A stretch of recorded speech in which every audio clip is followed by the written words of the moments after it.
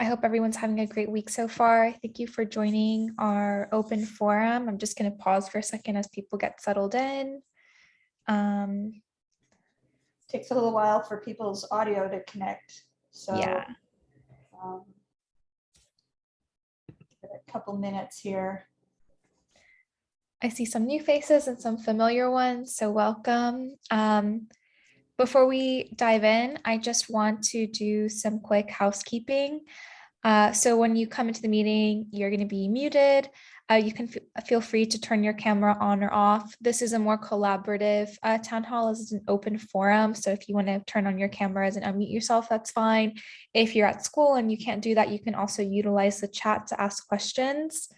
This is a topic that's been much requested, but here at Nido Marketing, we don't have the expertise in pay scales and tuition, but we thought it would be so great for us to host an open forum where Montessori leaders could come together and ask each other questions and exchange ideas. I know that sometimes in the Montessori space, it's really nice to just be able to see what strategies have worked for other leaders and what's been helpful to other school communities. So this is what an open forum really is all about. So feel free to collaborate, ask questions here and exchange ideas. I just want to emphasize that this is a safe place for you to ask questions. As this is a more sensitive topic, if you feel maybe uncomfortable asking certain questions, you can also private message us and we can ask them anonymously and we can just have it as a space to just talk safely. We're not posting this video publicly or anything like that as well. So feel free to ask any questions when it comes to school financing, budgeting, pay scales, and what's worked for your community. We host these town halls as a place for Montessori leaders to come together and just, find support because it can get quite lonely at the top. Oftentimes you can't speak to other members of staff or ask for advice around your school community because you're the leader. So it's great to have the space where we can all connect and come together. So today's topic is budgeting, tuition, pay scales. So let's go ahead and get started. We're going to start by talking about tuition increase. I'm going to take a pause here and just ask, has this been an issue with your school? Have you been increasing your tuition? I know with this past year, inflation has really increased and it's been a concern for many school communities. So I'd love to know what you guys are doing when it comes to tuition increases. And I'll pause here.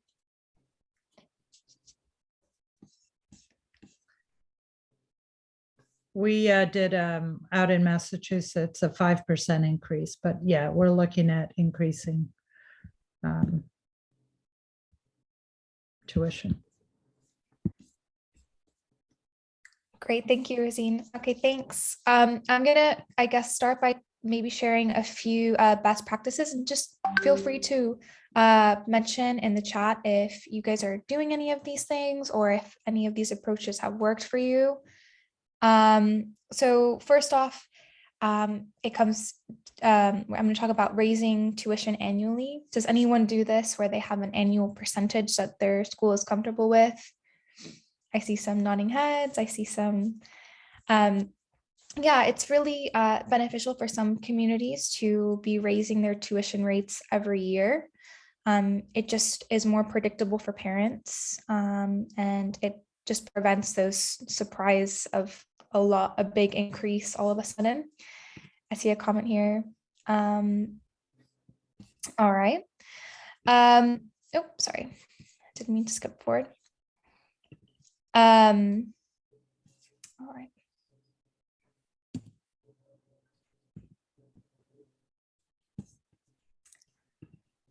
All right, sorry.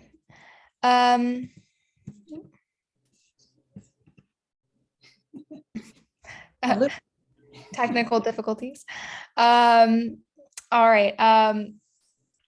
Yeah, and of course, when you raise your tuitions annually, it just kind of makes parents feel a little bit more prepared. Has anyone had to increase the percentage this year that they usually increase? Let's say you went from a 2% increase to a 3%. See see some nodding heads. Has anyone had any pushback from increasing their tuition this year by maybe an extra amount? We didn't increase it by an extra amount. We kept it to pretty much what we have been increasing it, but that helped because we had been increasing it before, you know. There was one year where we didn't have an increase. And so then the first year of an increase, it was like, oh, what's going on? And we just communicated all the reasons why and said, this needs to happen annually because our rent goes up. We want to be able to pay our staff and everything else. And that's really helped. So when we did it this year, there wasn't a peep. That's good. It's always good when there's no pushback. I think also, given the circumstances of this year and just everything that's going up in price, I think a lot of parents are probably braced for it and expecting it. Has anybody had pushbacks from your staff, maybe regarding like materials, like being able to purchase materials or petty cash expenses, anything like that, like needing more or anything like that? It's kind of related to tuition in a way. It's just overall budgeting. We, here again in Massachusetts, we've been a bit lucky. We were able to get some grants through the state. And so my teachers are extremely happy because we're spending thousands and thousands of dollars and they're all smiles. So, you know, all the federal funding because of the pandemic, and I don't know how it is in every state, but we were able to get substantial rewards. So, yeah, that's awesome. I mean, that's something that everybody should check into for your state to see if there's funding available there. I don't know if, you know, that might be obvious, but I think it's a great, everybody should check into it just to see what's available for you. Definitely. There is. Oh, sorry. I was just going to say we were able to, with the blessings of the board, substantially increase staff salaries. So that was really important, and sustain it for the, you know, for the following year by increasing tuition. That's great. So I have two programs. One is in Indiana, one's in California. And so those programs are looking really different from each other. The Indiana program, we had to increase tuition by 12%, which was a big increase, but the minimum wage in Indiana and just wages for teachers was severely low. We're 51st out of 51st in the United States for access to early childhood and support of early childhood. So for my Montessori preschool, over the years, we didn't raise tuition because the public schools were taking on so many kids in preschool, and that caused us to not be able to, well, we felt at the time we couldn't raise tuition, and really we couldn't, we would not have been able to sustain. But I didn't have any parents complain over the 12% increase because I explained it, you know, as far as staff turnover. And I think every parent now realizes the situation we're in with teaching and turnover. In California, we didn't have to do as big of a tuition increase because the state was already prepared more for higher salaries for teachers, and the parents are used to paying a higher tuition rate. So I think it's very interesting to see the difference between being in more of a suburban area and a state that supports a lot of, you know, educational initiatives versus being in a rural area, kind of how that affected the tuition.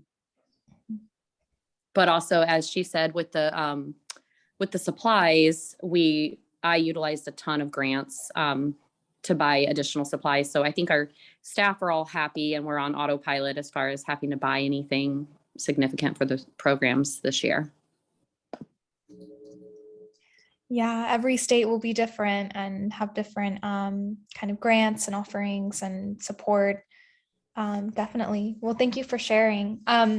I mean, our next our next topic slide here is about, I guess, preparing your staff when it comes to tuition increases and making sure that they understand why the tuition is going up, how this will impact the school, just being transparent. Obviously, if you're raising tuition in order to be able to improve pay for teachers, obviously sit down and have a conversation about that, and that you value their time at your school. I'd just like to know any strategies that you guys have taken when it comes to preparing your staff for tuition increases. Obviously, they're going to be the ones on the front line, kind of regularly talking to parents, and parents really need to see the value in that. So yeah, just any thoughts, any ideas, any concerns when it comes to this this particular area?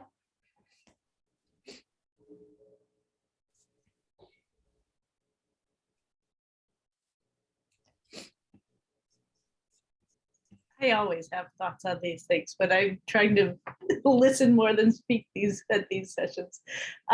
But I think generally my guidance for staff and for administrators is teachers don't talk about money.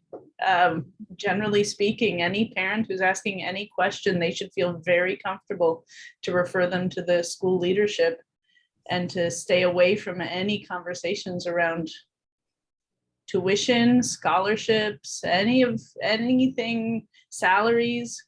That always gets deferred, because that's the place, that's kind of the sacredness of the classroom, right?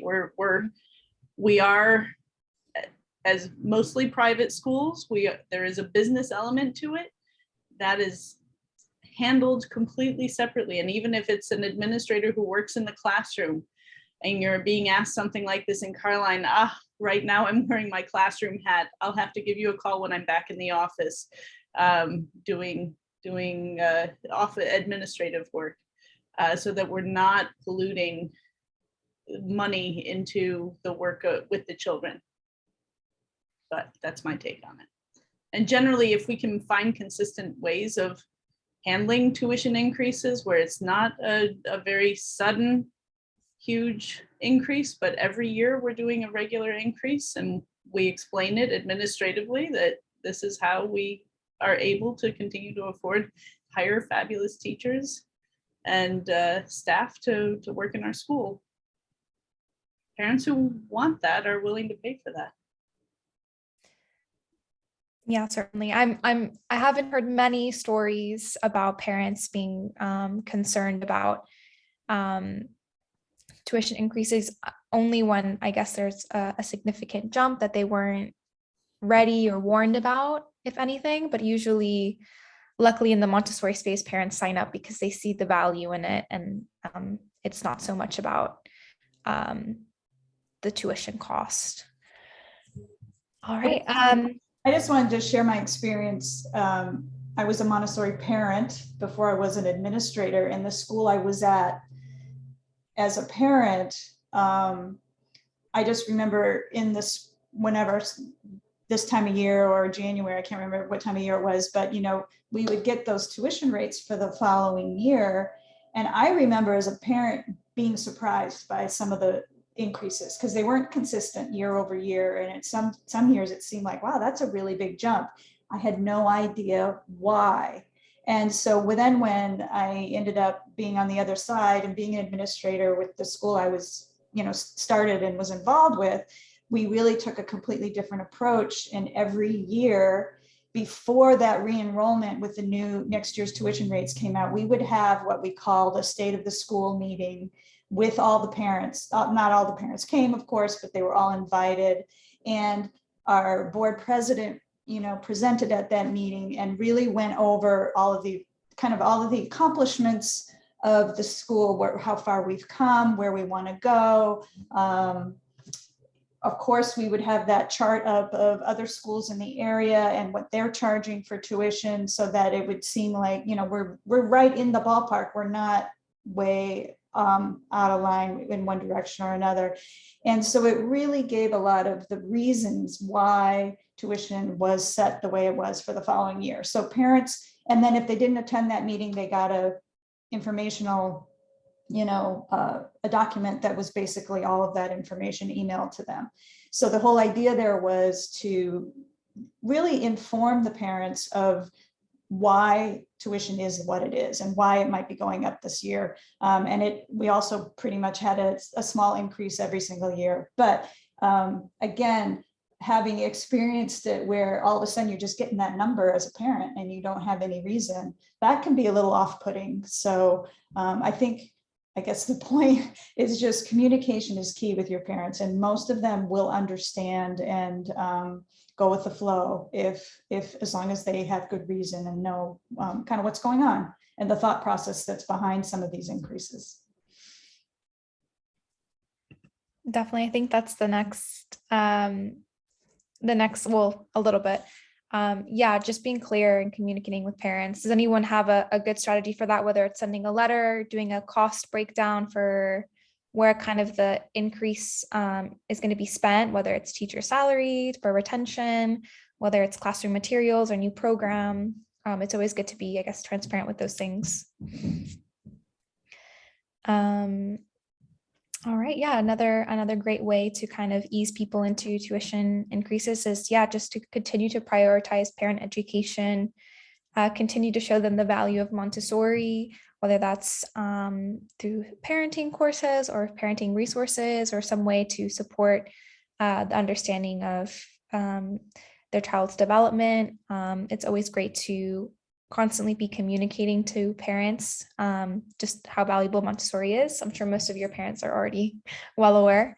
Some great ways to do this: email campaigns, open houses. I know almost every Montessori school does observations, although those have been difficult during COVID. All of those things kind of expose parents to the real value and makes the tuition increases a little less of a pain point for them. Has anyone found any strategies that have really kind of minimized any outrage when it comes to tuition increase?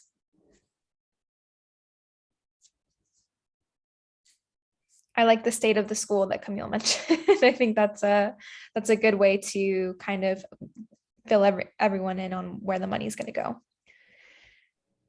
As most Montessori schools are nonprofit, it's not like people are, no one's pocketing the money. It's going back into the community. So as long as parents see that, I think they feel better about it.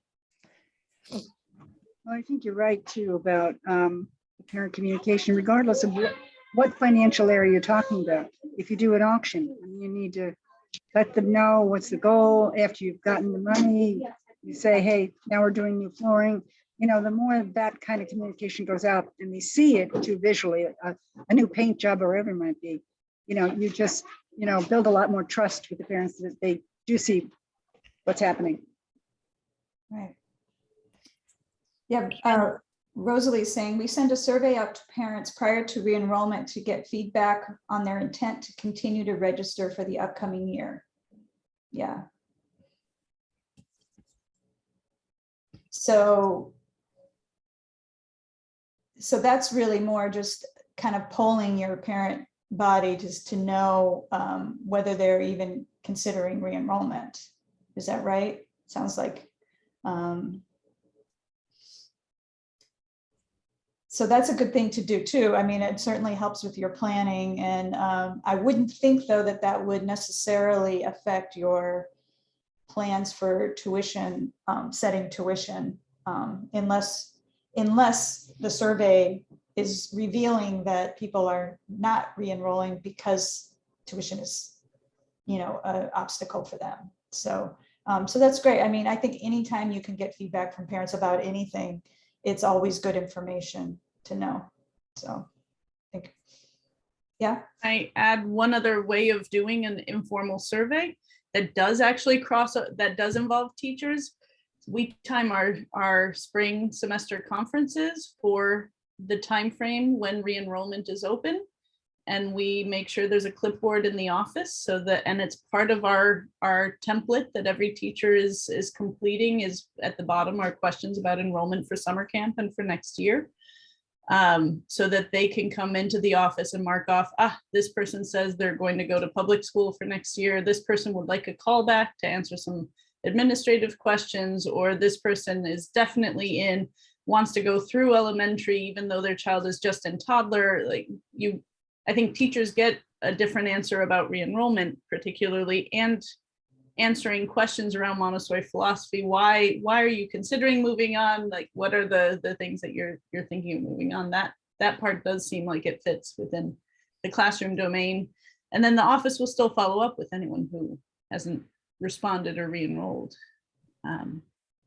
But it gives a nice face-to-face opportunity for direct interaction around those questions.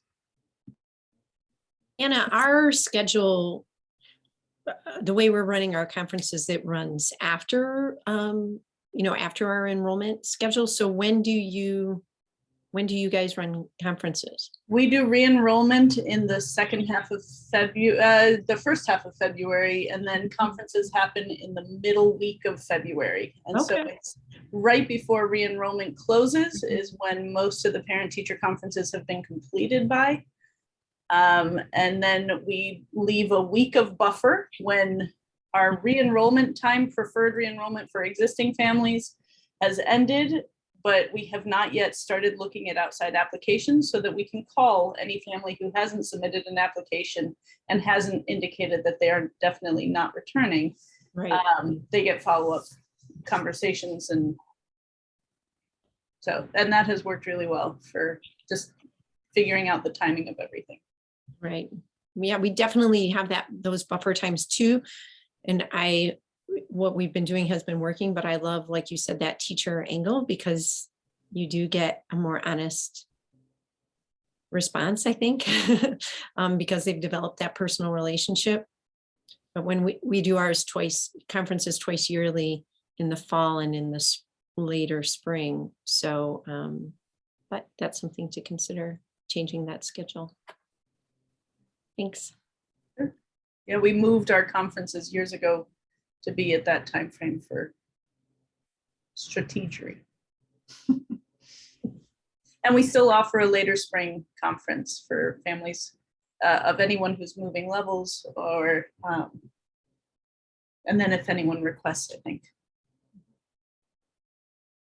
I love that, because I think that parents are much more apt to, in the context of talking with a teacher, speak a little bit more, not necessarily honestly, but just spontaneously maybe about how things are going and what they're thinking, and rather than coming in to talk to the head of school about re-enrollment, then they sort of have maybe somewhat of a different mindset. So I love that idea. I think that's great. Well, and sometimes, and the other piece, the teachers really do have the best insight on that child themselves. So many times that you find parents they're going off of the feedback of a 4-year-old, right? And it's not necessarily good information. And so, if they say, oh, we were thinking to send him to the public school kindergarten program, or we're thinking to change schools because it doesn't seem like he has any friends yet. And, the teacher has the direct line to saying, we've really seen things changing for him as he's a quieter child. When he's, we can give the story when we know the child. And as an administrator, I can give what little I know of it, but I definitely don't have all of the details nor the personal relationship. Absolutely. That's great. Thank you so much for sharing that. I think that's a great strategy. We have some comments here in the chat. A couple for-profits. Rebecca said, we're for-profit, and during admissions, it's important to let parents know at a time to expect an annual tuition increase. Brandy then says, we're for-profit as well. I show a pie chart that breaks down expenses by percentage. This shows we aren't being greedy by just keeping up with our goals for a healthy business. That's great. I think transparency and open communication is so helpful when it comes to tuition increases. Rebecca asked, I like the chart idea. What categories do you define? Facilities, staff salaries? I guess that's a question for Brandy. All right. See if I have anything else lined up for tuition increases. Yeah, Hey. anything that, oh, Yeah, I Sorry. just wanted to add one thing. We do a deposit. So when, first year children come to our school, there's a $500 deposit that comes off the kindergarten year. So while we did increase tuition, we also increased that deposit to $1,500. And that comes off the kindergarten year. So if the family doesn't do kindergarten, they lose the 1,500. And in addition to that, the younger sibling cannot attend our primary program. So the only change is the increase from 500 to 1,500, just to make sure that we keep the integrity of our Montessori program. Did you have any pushback when you increased that? No, we didn't. And what we did do is, so it's a $500 deposit and the $1,000 is spread over the 10-month payment period. So let's say it was $1,000 a month. It's now 1,100 over 10 months, or if it's a 3-payment plan. And absolutely, there was discussion of how are we doing this? And once they understood it, they were completely fine with it. Our tuition is significantly lower than other Montessori schools in the area. When I say significantly, about $5,000 less. And even the Bright Horizons and whatever other preschools. So where we don't get the pushback. So Yeah. not yet, at least. And then when you take it off for that 3rd year primary year, do you take it off sort of across the over 10 payments as well, or is it? No, it gets deducted just right away? right. Yeah. So let's say tuition, was 10,000, it's now 8,500, and the parents are thrilled. We realized that $500 for 2 years, it's an additional $250. It's not hurting the bottom, it's not hurting the purse. So, hey, we'll just do preschool because it's only $250 more. That's not much. So that's why we increased it. So at least it's $750 more. Yeah. So they just have more incentive to stay. Yeah. And for the most part, we're very lucky they do stay. But I was concerned about what was going to happen with the funding for preschools, the federal funding for preschools, so on and so forth. So I wanted to establish that early. Mm-hmm. Rosine, are you an East Coast school? Yeah, just outside of Boston. Yeah, I think that strategy I've seen used a lot on the East Coast, particularly, as well as tuition insurance, where parents have to pay upfront. If they're not paying tuition in full, they buy into a tuition insurance program. Yeah, we don't do the insurance, but yeah, I was looking at our window and there were a lot of fancy cars popping up on our driveway, and I was like, I need to pay my teachers more. So that was right. Our strategy. Yeah. I know one thing we used to do too, and I think my school still does it, is just have a one-time family enrollment fee too that was not refundable, so that it also kind of has the same, they don't get it back. There's no credit anywhere in the future, but it gives them some more sense of, I guess, more commitment to stay because they've invested a little bit more. And again, that came from looking around at other schools and what they were doing in our area. I'm close to you, I'm in Southern New Hampshire. So yeah, Hollis Montessori. Right. Yeah, I know Kari. Yeah.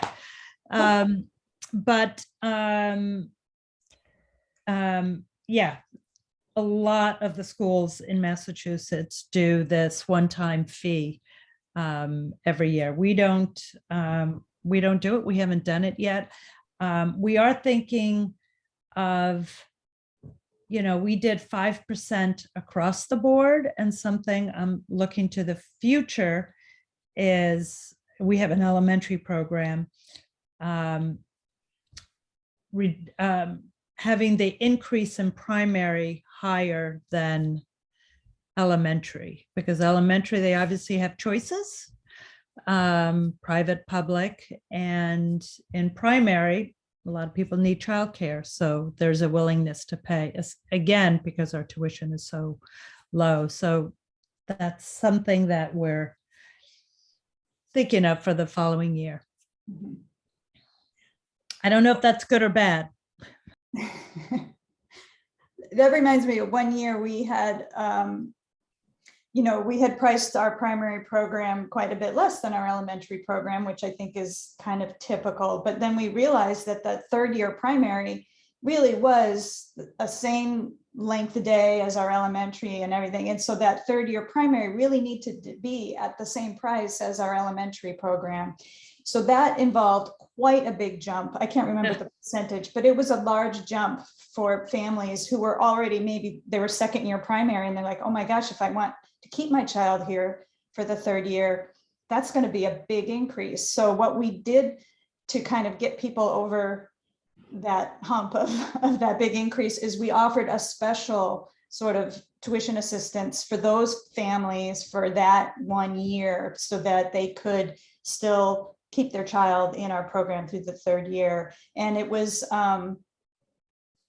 I think it was basically, I can't remember the details, but based on really pretty much anybody who really asked for it. It wasn't really necessarily based on need, but it allowed us to kind of phase that in. So it wasn't a big surprise for anybody, in the following years, but it allowed us to kind of do one of those big jumps, which was, I think it was over 15%, it was a fairly large jump. Wow. So that's something too to think about if you're in the situation where you need to do a big increase to maybe,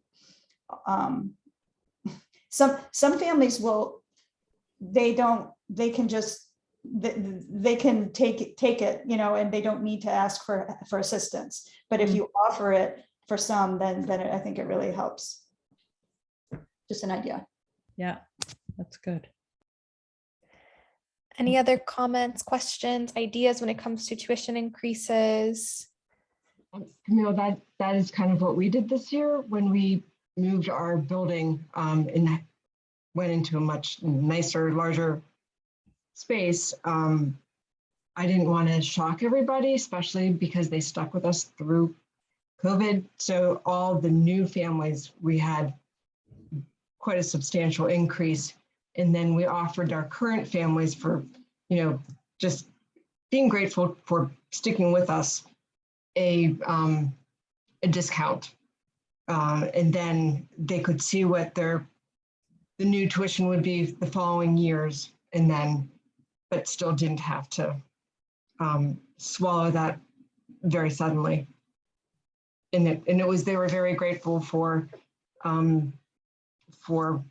being able to stay at the very small increase instead of that big jump.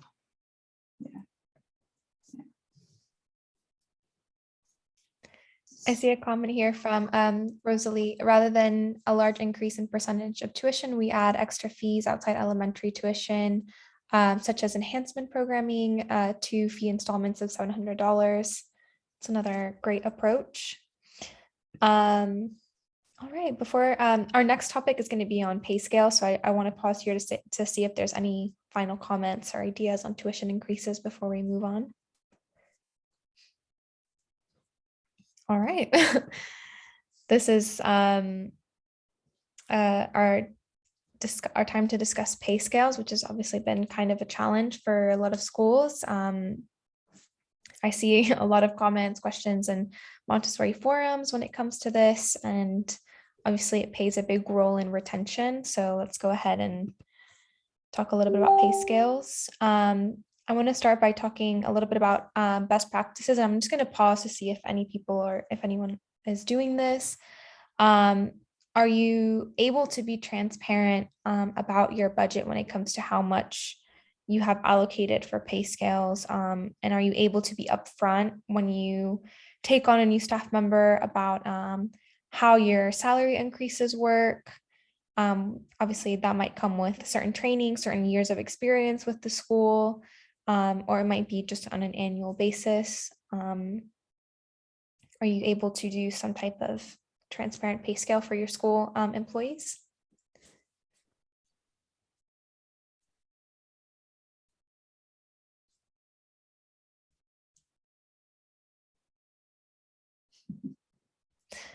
This is the hard topic, isn't it? No, we have a template, and based on, experience, education, so on and so forth.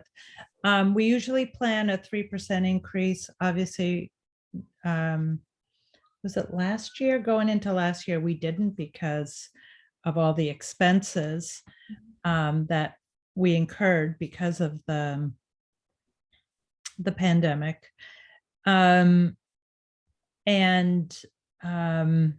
So we are very transparent with that. Again, I mentioned we received a grant, so I wanted to increase tuition. I wanted to increase salaries, but I had to look at what next year would bring, because you can't increase salaries based on a grant that's only for this year, right? So, once we did re-enrollment, which was, we had a great response, we were able to, the increases that we wanted to give to the staff for this year, we were able to do it. And I just did it 2 weeks ago, and staff was really happy, especially because the gas prices were going up. So I was able to couch it with inflation and everything. And and I initially, was looking at this increase for 22-23 school year, but we would give it now. And a great board, they said, yep, give it now, but we're still going to do another 3% in August. And just the staff is just really, really happy about that. And Boston is very, very expensive. Our teachers travel almost an hour to come to school because they can't afford. So we were able to do some pretty substantial increases, and they were most grateful for that. That's great. I have a question here from someone. Does everyone do typically annual increases in pay, or is it a little more specific to certain circumstances? Tina says we try. Yeah. Again, Rosine, we do it every year. It could range between 2 and 3%. And then at the end of the school year, depending what kind of school year we've had, we will give a bonus. If, we had a good school year and we have extra money in the budget, we usually do 1 week bonus, sometimes 2. So That's nice. Yeah.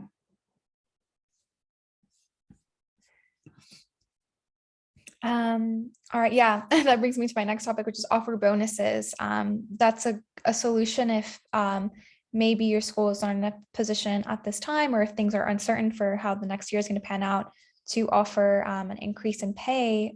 Bonuses are maybe another option where your staff can feel compensated, and maybe it's a bit more manageable for your school. So has anyone worked with bonuses, offered any type of bonus once or twice a year, anything like that?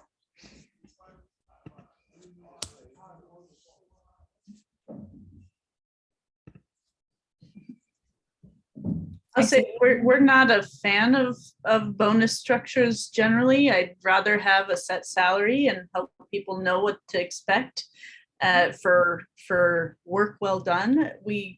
That being said, in the pandemic, when we did not offer increases for the first time in our recent history, at the very least, the history I can vouch for, then we did receive government funding that allowed for a little bit more flexibility. We have used bonuses in this particular time frame. I don't anticipate it'll be something that we carry on once we get back to kind of knowing what each year is going to bring. We've gone back to doing regular pay increases, and we advocate for the schools that we work with that is the healthiest way, is to set up your budget in a way that you can ensure your tuition goes up, your salaries go up. They don't have to necessarily be matched. Your tuition could go up by 3 to 5% each year, and your salaries go up by 2 because it's compounding. The math has to balance out in the end for it to include operational increases as well. But you want to have, I think stability comes with regular knowing what's coming and paying people as highly and as well as you possibly can, rather than saving money for later dangling. That's my own personal bent on it. But Yeah, we have, I guess every school has their unique approach. And we have some comments here saying some schools are able to offer bonuses. Here we see we're fortunate enough to be able to get a grant from the state of Illinois for bonuses this year for our DCFS certified staff members. And Brandy said we give larger bonuses at end of year this year as part of our ARPA stabilization funds, and gave pay increases at the same time. Heidi asks, what is an ARPA stabilization fund? Okay, yeah, definitely always see if your state or if the federal government is able to offer any assistance. I see in the form all the time, depending on some states are more generous than others, and then you can also apply for federal funds, but that seems to have helped a lot of schools out there. All right, any other comments on bonuses, some positives or negatives? Each school community, I guess, has their own their own approach.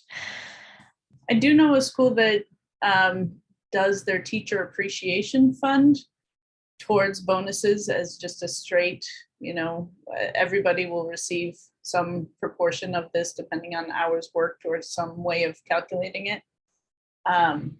And if you're going to do that that's a nonprofit school, and with the same mindset, I think, it gets complicated because if you do it as a percentage of salary, those who make more money are the ones who stand to benefit less from having a bonus, frankly. The ones who need the bonus more in their lives are the ones who make the least amount of money. And so how do you do that in an equitable way, not just fair, because who's determining what fair is? So it's fraught with really weighty decisions. But if that's something you're interested in, it is something that parents are actively interested in donating towards, from what I've seen of the schools that do that kind of thing. And it takes away from parents trying to get approval and favors from their teachers by giving them direct monies. If they're contributing to I think it can get really toxic if you have certain parents giving high value items or large amounts of straight cash. I've seen in schools when we've been brought in to consult, usually to fix school culture, because that's a sign of things.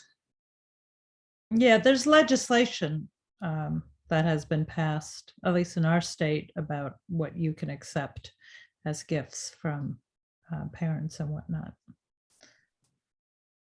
Yeah, very state by state. Yep. Rebecca, that's a good question here. Does anyone cap salaries at a certain level?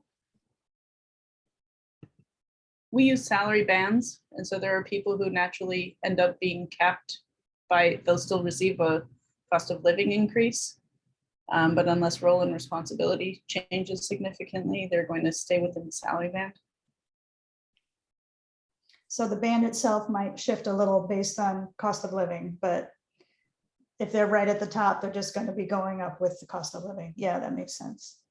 I know we also have had, I remember just, some teachers are way at the top of their range and others are not. And so, the flat, whatever, 3% raise across the board doesn't always work, right? So that's where it gets a little tricky. Yeah, I was gonna say it's tricky if you put that that cap. So many teachers are leaving the field, and quite frankly, I don't think they get paid enough. So you might end up losing. Right.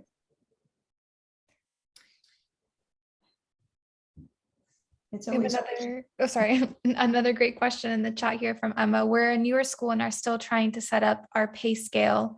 Is there any advice on how to go about this? Do you need a template? We have a sample template. I can show it at the end of the presentation that has some, but I think salaries will vary state by state. But CPI is a good guide. excuse me. Does anyone have any tips on how they got started with their pay scale or salary bands? Feel free to drop it in the chat as well.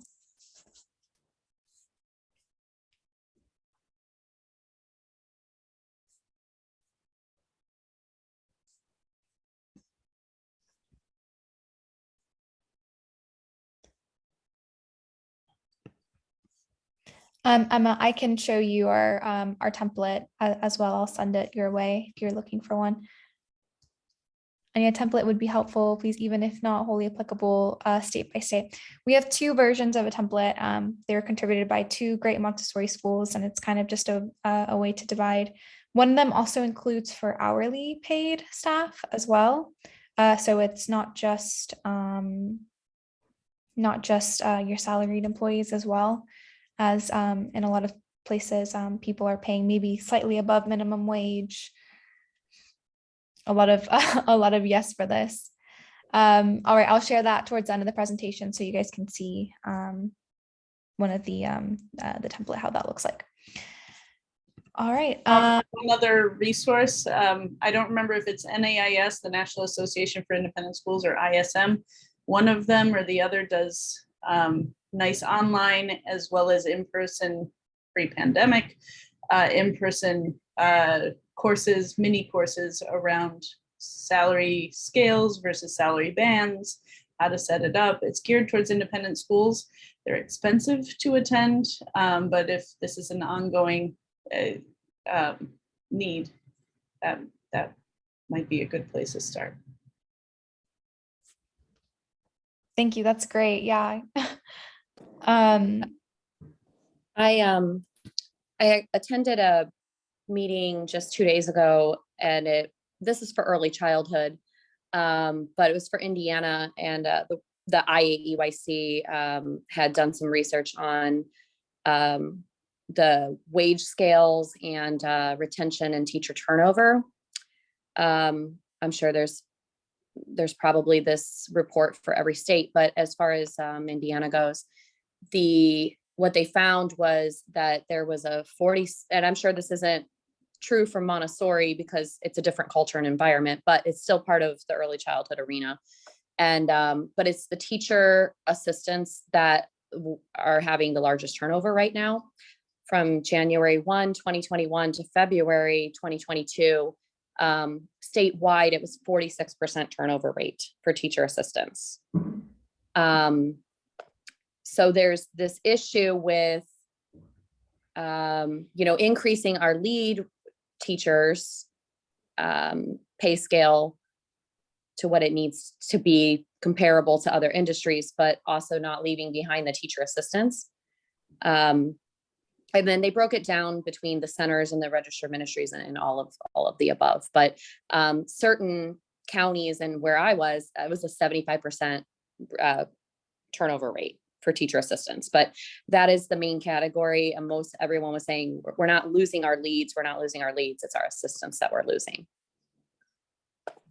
Their pay scale just is not increasing at the amount that it needs to keep them in the industry. That's interesting. I remember on a couple of town halls ago, somebody kind of mentioned almost an opposite issue where they were finding in order to keep, related, in order to keep assistants, they were having to really raise the assistant pay rate quite a bit, so much so that it was almost butting up against what the lead guides were making. And so they were finding issues there where they were then really having to increase their salaries for trained teachers quite a bit to keep things equitable there. But it comes down to the same issue where the turnover for assistants was so great that they felt like they really needed to increase pay, and justifiably so. I think they probably aren't, making a lot anyway. So it's all of these pay increases are for people who are, generally not at the top of the pay scale in general. So anyway, we'll definitely share the formula. It's kind of formulaic a little bit, these pay scale, or it's kind of for starting salaries based on years of experience and training and like that.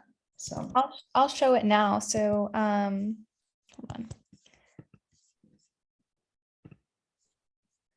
We have it.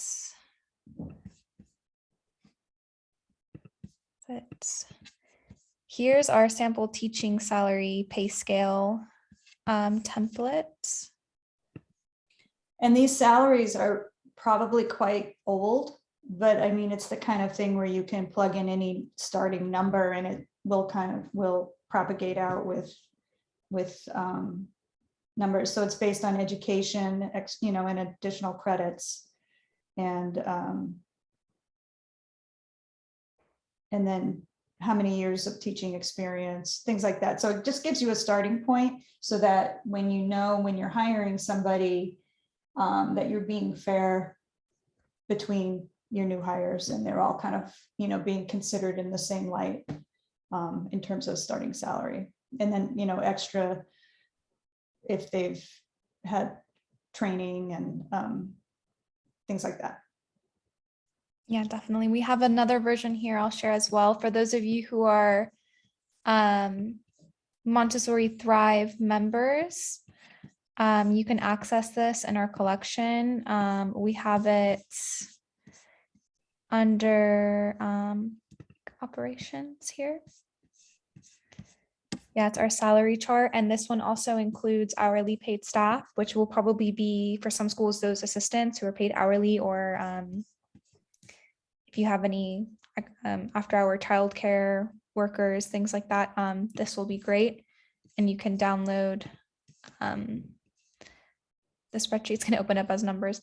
But yeah, it includes the teacher hourly salary, annual, and then here you have the part-time or assistant salary as well. And I believe these are all little fields that you can fill based on experience, based on their accreditation as well. We can't see the spreadsheet, Camilla. Oh, you can't see the spreadsheet? Oh, hold on one moment. Let me see. Here we go.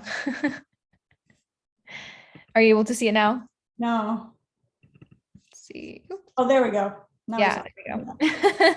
But here is the one. It also has the part-time and hourly paid breakdown as well for those who also have hourly paid staff instead of just on a salary. Of course, if you're a member, you can download this Excel spreadsheet and just input based on your state and the salary that you're offering your staff.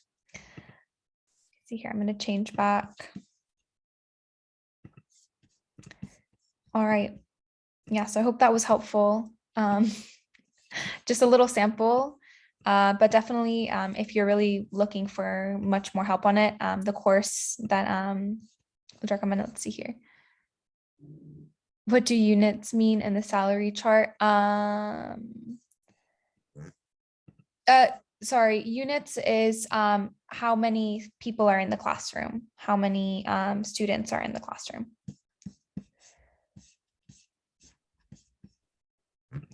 All right. That might actually mean educational credits. I don't know. 46 plus looks like an awfully large classroom. Yeah, maybe. We'll have to look at that. I think it's probably, my guess is it's educational credits of some Let me sort. see. Yeah. Yeah, I think you're right because yes, I think it is. Yeah, units. Yeah, and it also goes down. Yeah, Yeah, because teachers typically aren't paid by how many children are in the classroom, because that's kind of out of their control for the most part. So. all right. Can you share the first template again? Yeah, the first one is like the more simple one. It's just kind of the basic overview. I'll leave it on here for a little bit so you can see a little bit. It's just a very simple outline. I guess in this one, it would be capped at after 20 years of experience, but maybe you can expound on it more if you want to offer more growth.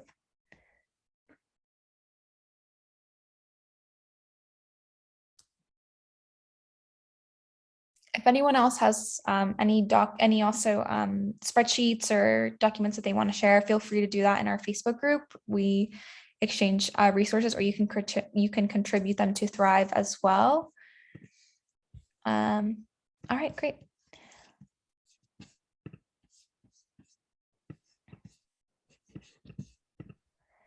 All right.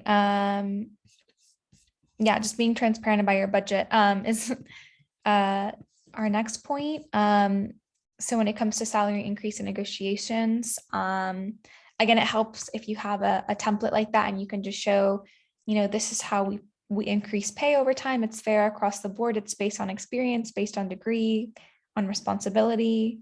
If any of you have worked with being very transparent like this and it's ended positively, I'd love to hear that experience. People who are looking to implement something more like this as well. Obviously, it might be a little bit difficult because I know nonprofits have to go through a board in order to get things approved, but yeah, any stories or advice for being transparent about your budget when it comes to budget for pay scales?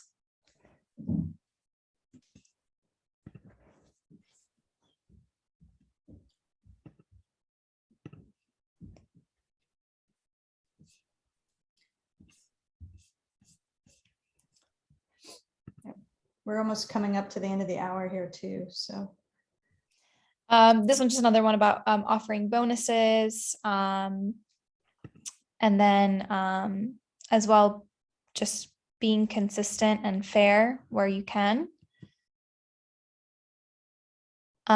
This is back to considering cost of living. A lot of you guys already brought this up, the CPI. It's linked here as well. You can go and see it based on your state and city. This is a great guide for when it comes to increasing salary. Obviously, in the past year, we've seen dramatic increases in cost of living in certain areas, which is going to result in probably having to increase pay higher than usual for some schools, unless you have a consistent rate. But it's great also for those years that you don't see a big increase in the CPI. If you want to be more flexible with percentage, you don't necessarily have to increase pay year by year if the cost of living isn't drastically changing. Any advice when it comes to using CPI for kind of guiding your pay scales?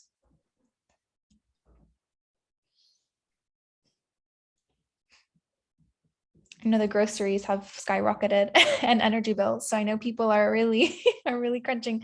There's Uh, also the living wage index that's published, I think, by MIT. That's really helpful, where you can look up your county, your zip code, and find out what is a livable wage in your area.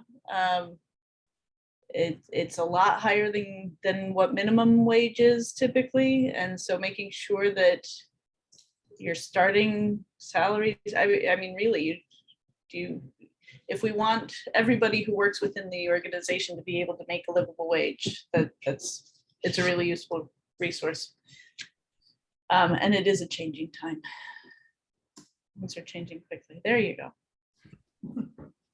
Thank you, Camille, for sharing that in the chat. Yeah, it's another great resource. It's always good to kind of see, and it is unfortunate that sometimes the government doesn't help as much as they could, but it is in many cases the reality is that minimum wage is not enough for certain areas to keep up. Well, and this is a massive issue for the entire field of education, private education specifically, and early childhood, birth to 6, very, very specifically. There's a lot of other dialogue around that. Definitely. All right. Any other, I guess, ideas when it comes to obviously being in the Montessori space? Competitive salaries are challenging. We're competing with, the public school system, which maybe has a little bit, obviously, more government funding. They're able to maybe offer benefits, other things that Montessori schools aren't always able to offer staff. So if there's any other strategies that have worked for your school, do you maybe offer benefits outside of pay? What other things have helped when it comes to making your staff feel valued? And have you been able to offer certain benefits? I know a lot of Montessori schools struggle with that, and it's a challenge. We've talked about this topic in the past, but maybe you found a way or were able to apply for government grants, as some of you mentioned earlier.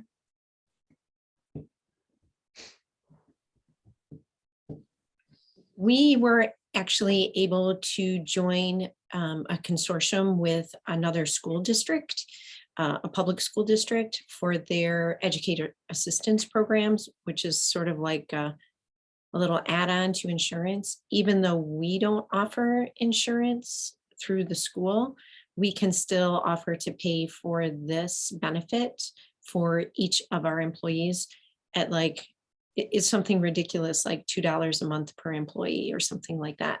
So for $24 for each employee, it's really it's accessible for us, and it offers a lot of mental health benefits, which is something that everyone's really seeking right now. That's great.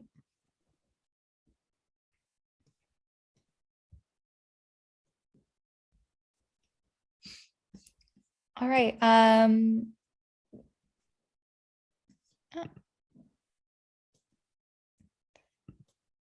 We've discussed bonuses. All right.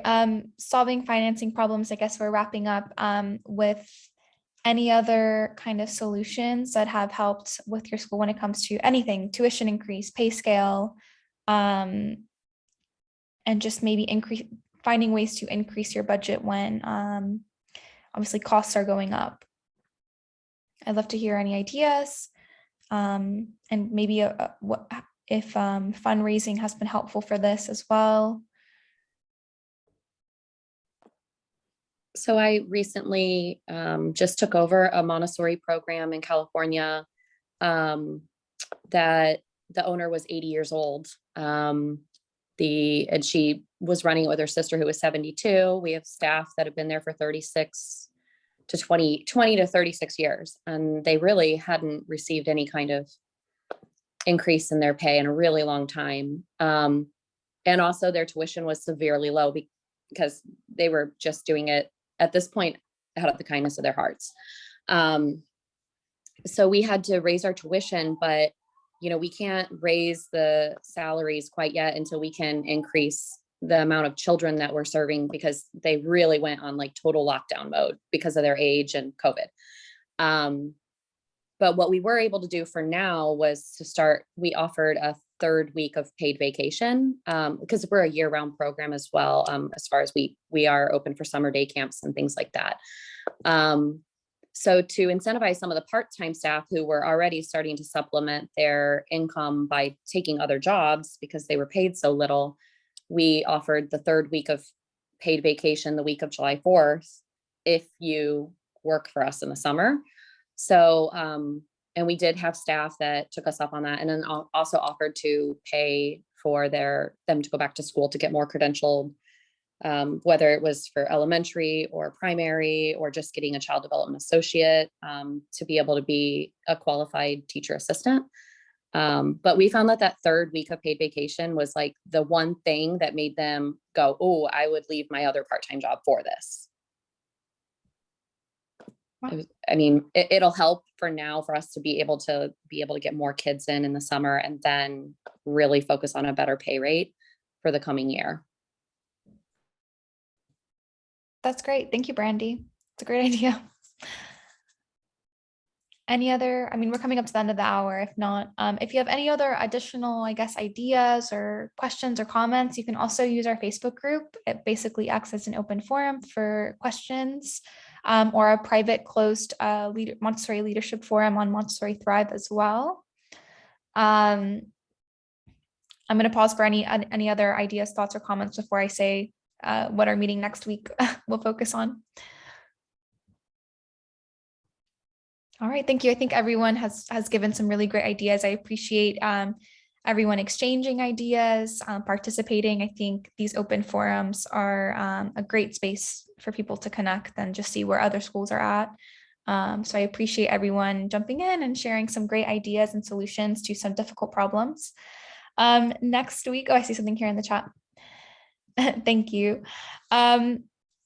Next week, we actually have an immigration attorney who's going to come and talk about the visa sponsorship process for if you want to hire a trained staff from abroad.